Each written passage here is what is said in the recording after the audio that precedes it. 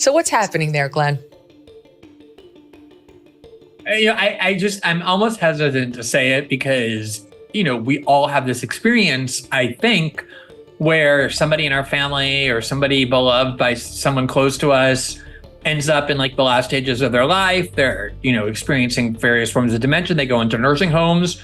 You talk to any caregiver in a nursing home, and they will tell you that male patients in particular, as they get older, they start doing very inappropriate things. They lose sense of their boundaries, but also they just you can't follow a conversation any longer. Well, the Biden mental decline continues as Megyn Kelly and Glenn Greenwald go over a clip that's been released of Biden just completely looking like a fool and then calling out all the Democrats, politicians who wanted to act as if his mental acuity was on par with a younger Biden or with a child. Honestly, at this point, a 5-year-old is smarter than this guy.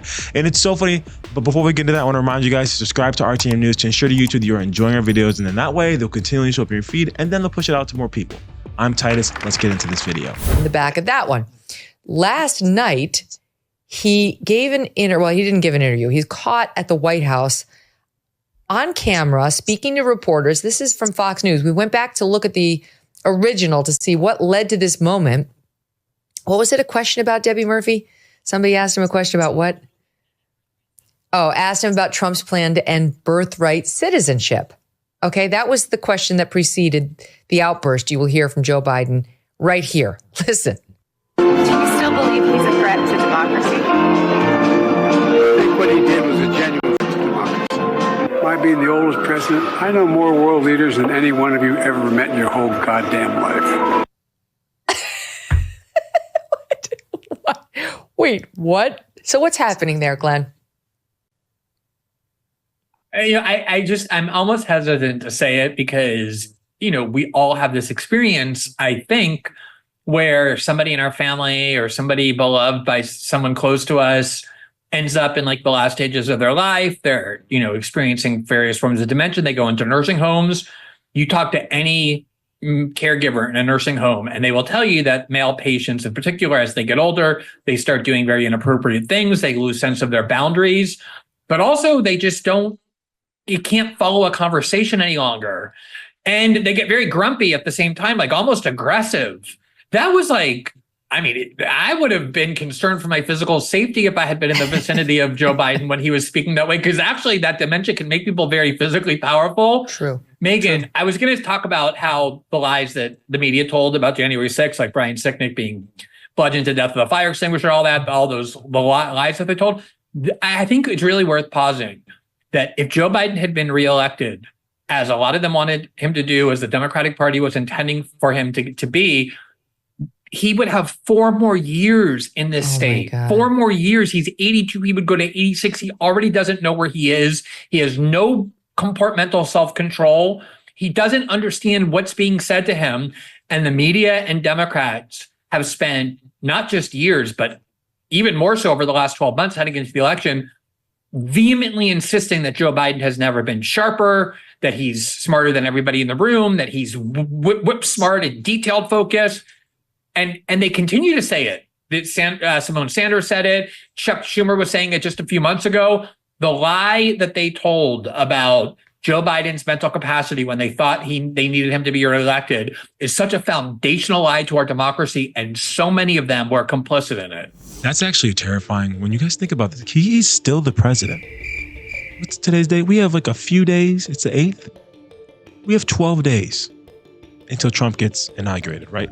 12 days that Biden, a man whose mental acuity is diminished to the point of an infant, or it's like, actually they're more intelligent than he is. This guy is not there. And we're just sitting here like, yeah, we're laughing about it. Ha ha ha. Thank God we're getting him out. He's still running the country. I mean, he's not, but we're just sitting here letting this happen. This is just allowed. Well, even just waiting the months that we've been waiting to get Trump back in office is still mind-boggling to me that we're just allowing this guy who's clearly not there. We all agree as a nation, he is not there. And we're just like, yeah, well, he'll be out soon. This guy has the key. He has the nuclear codes, man. This guy could blow up on a whim. No, he won't, because I'm sure his handlers are taking care of him, but still, he shouldn't be in that position. in name or any other way. Like, that's insane to me. Mm-hmm. And yet we had, right as we went to break, PolitiFact saying the lie of the year was Trump's, they're eating the dogs, they're eating the pets. That was the lie of the year, not Joe Biden's fine and can totally do a second term. It was, what a joke. You mentioned a couple of media defenses of Joe Biden's mental acuity. We've got some of that. Here's Simone Sanders on Meet the Press on Sunday. I was very surprised that when you asked the question about mental acuity, he didn't more forcefully push back. The question on the table is the president all the way there? And the answer is unequivocally yes. Democrats in November to try to tell the American people something they could see with their own eyes wasn't true. But it's not true that the president doesn't have the mental acuity. Oh, really? She was referring to Chuck Schumer there, which I'll just play too before I toss it to you, Glenn. Kristen Welker, the moderator, confronted Chuck Schumer over the many lies he told about Biden being a superhero behind the scenes. You know, if only we could see him the way Schumer sees him. He's an Einstein, ready to do rhetorical battle with anybody at any point. Here she is confronting Schumer on it. I want to play you a little bit of something you said last year. Take a look. I talk to President Biden, regularly. Sometimes several times in a week, or usually several times in a week. His mental acuity is great. It's fine. It's as good as it's been over the years. All this right-wing propaganda that his mental acuity has declined is wrong. Leader Schumer, what do you say to Americans who feel as though you and other top Democrats misled them about President Biden's mental acuity? Well, look, we didn't. And let's look at President Biden. He's had an amazing record. He's a patriot. He's a great guy. And when he stepped down, he did it on his own because he thought it was better not only for the Democratic Party, for America. We should all salute him. Do you feel, as we have this conversation today, that President Biden could serve another 4 years had he stayed in the race and potentially won? Well, I'm not going to speculate. As I said, I think his record is a stellar one, and he'll go down in history as a really outstanding president. Oh, so you didn't want to answer the question. I can't. So you're saying that his mental acuity is not the problem, but then also saying, do you think he wouldn't be able to go? And you can't answer that. You should be able to say, you should say, yes. He did what he thought was best for the party. If he had such a great record and he was such a good president, why is he stepping down? There's no reason to. We all know that you and Nancy forced his hand anyway, but this is what I'm talking about. This is why people don't trust you politicians. You're blatantly lying to our face. I don't want to talk about. Of course you don't want to talk about the lie that you said. Of course you don't want to talk about your lies. Oh man. So annoying. Oh, and his mental acuity. There's an immense lack of mental acuity. So he doesn't answer. He's a great guy. He's a patriot. That does not speak to whether he has the mental acuity to do another 4 years. Never mind complete the existing 4. Also, they're still lying. The idea that Joe Biden so patriotically and selflessly decided he was going to step down because it was for the good of the country. He was infuriated that they were forcing him to step down. They threatened him with the 25th Amendment. Nancy Pelosi and Barack Obama were calling every day and intensifying their threats. Nancy Pelosi said, we can do this the easy way or the hard way. He's enraged and bitter to this day that they forced him to leave the race. He didn't selflessly do anything, let alone decide he didn't want to run for re-election.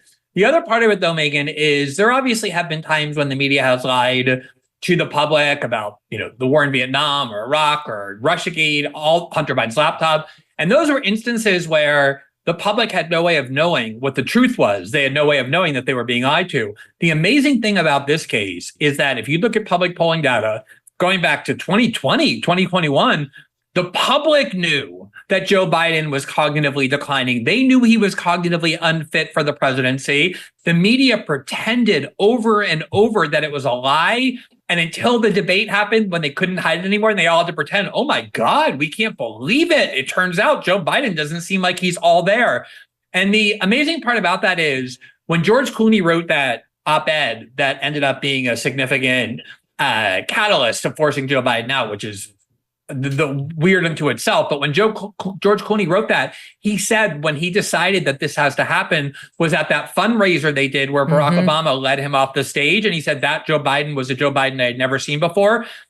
At the time, everybody else noticed that. They said, look, Joe Biden doesn't even know where he is. Obama has to walk him off the stage.